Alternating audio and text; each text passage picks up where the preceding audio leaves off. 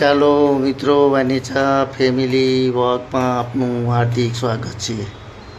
આજે આપણે સરસ મજાની રેસીપી બનાવવાની છે મિત્રો। જે રેસીપી લઈને હું રસોડાની અંદર આવી ગયો છું, તમે જોવા માટે તૈયાર થઈ જાઓ। આજની રેસીપીનું નામ છે સરસ મજાના દહીં વડા આપણે બનાવવાના છે મિત્રો। તેના માટે સરસ મજાનું ખીરું તૈયાર કરી લીધેલું છે। તેની અંદર થોડાક તીખા ઉમેરી દીધેલા છે, સ્વાદ પ્રમાણે મીઠું, અને સરસ રીતે આપણે દાળને પલાળીને સરસ મજાનું બેટર તૈયાર કરેલું છે। તેલ પણ આપણું ગરમ થઈ જવા આવ્યું છે। તો ચાલો મિત્રો, તમે પૂરેપૂરી રેસીપી જોતા રહેજો। આપણે સરસ મજાનું દહીં પણ લીછું કરેલું છે। મગની દાળને આપણે 2 કે 3 કલાક સુધી પલાળી લીધી હતી અને મિક્સરની અંદર સરસ રીતે આપણે તેમાં વાટી લીધું છે, એટલે કે ખીરું તૈયાર કરી લીધેલું છે।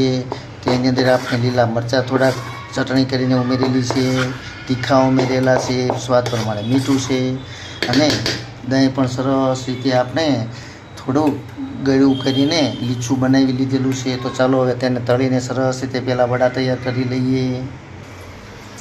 ચાલો મિત્રો, તો તેલ પણ આપણું સરસ રીતે ગરમ થઈ ગયું છે। તો આજે આપણે દહીં વડા બનાવવાના હોવાથી વડાને પહેલાં સરસ રીતે તળીને તૈયાર કરી લઈએ।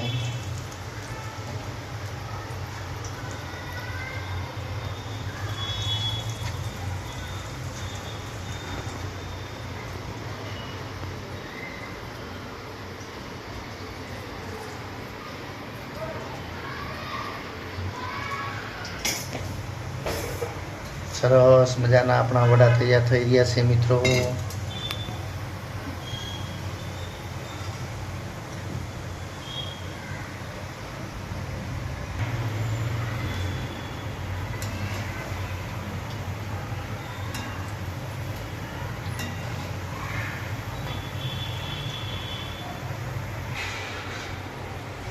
ચાલો મિત્રો, સરસ મજાના આપણા વડા તૈયાર થઈ ગયા છે।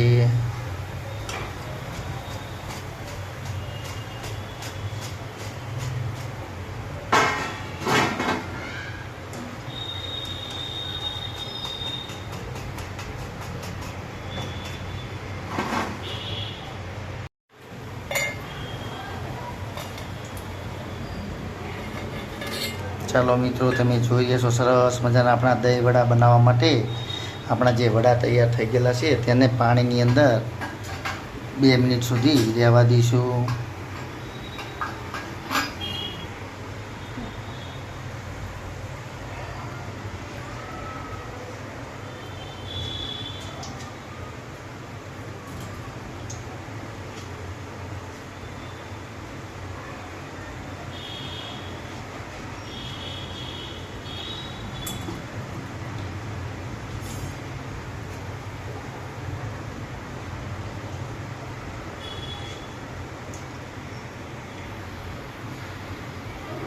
ચાલો તો અંદર દહીં પણ ઉમેરી દઈએ, અને સરસ મજાના આપણા દહીં વડા તૈયાર થઈ ગયા છે મિત્રો।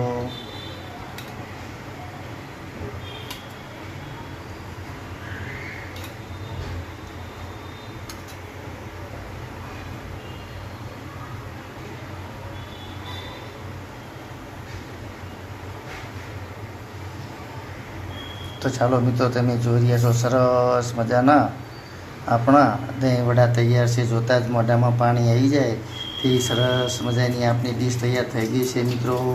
જો તમને મારી આ રેસીપી પસંદ આવી હોય તો મિત્રો ચોક્કસથી લાઈક કરજો, શેર કરજો અને સબસ્ક્રાઈબ કરજો, તેમજ આવા સરસ મજાના દહીં વડા બનાવીને જમજો મિત્રો।